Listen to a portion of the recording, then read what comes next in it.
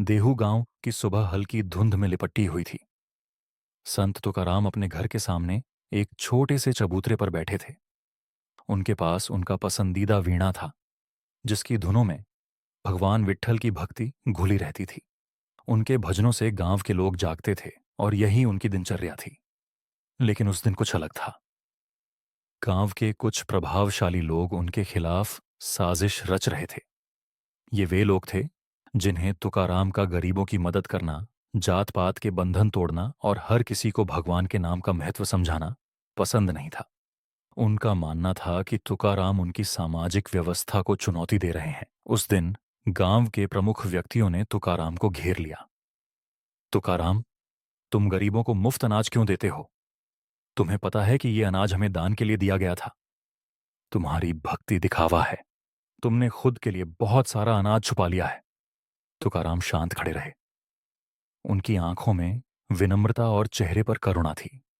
उन्होंने बड़े ही शांत स्वर में कहा, भाइयों, मैंने कुछ नहीं छुपाया। ईश्वर ने जो दिया वह मैं दूसरों की सेवा में लगा चुका हूं। गांव के लोगों ने उनकी बात को झूठा मान लिया। गुस्से में आकर उन्होंने उनके घर की तलाशी लेने का निर्णय किया। गांव के लोग भीड़ की शक्ल में तुकाराम के घर पहुंचे। घर बेहद साधारण था। कच्ची दीवारें, छप्पर की छत और भीतर कुछ मिट्टी के बर्तन। लेकिन उनके लिए यह सामान्यता भी एक छलावा लग रही थी। लोगों ने हर कोना छाना, बर्तन खंगाले, छत की झोपड़ी हिलाई, यहां तक कि जमीन खोदनी शुरू कर दी। लेकिन उन्हें कुछ भी नहीं मिला। थक हार कर गांव के मुखिया ने क्रोध से पूछा, तब अनाज कहां गया? हमने तुम्हें बहुत कुछ दिया था। अगर तुमने चोरी नहीं की तो वह सब कहां है? तुकाराम ने अपनी वीणा उठाई और गाते हुए कहा, जो कुछ है वह परमात्मा का है। मैं तो केवल एक माध्यम हूं। जिसने दिया वही ले गया। तुकाराम की बात सुनकर गांव के लोग और क्रोधित हो गए। तभी अचानक कुछ ऐसा हुआ जो आज भी इतिहास में दर्ज है। आसमान में बादल घिरने लगे, तेज हवाएं चलने लगीं, लोग घबराकर इधर उधर भागने लगे। अचानक आकाश से गेहूं और चावल की बौछार होने लगी। यह दृश्य किसी चमत्कार से कम नहीं था।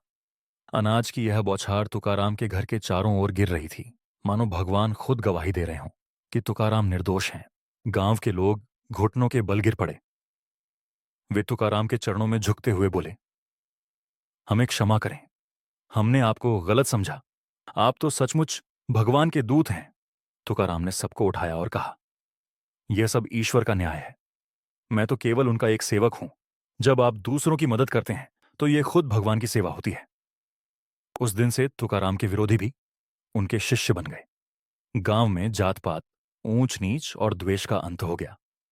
यह प्रसंग आज भी यह सिखाता है कि सच्चे मन से की गई भक्ति और सेवा कभी व्यर्थ नहीं जाती।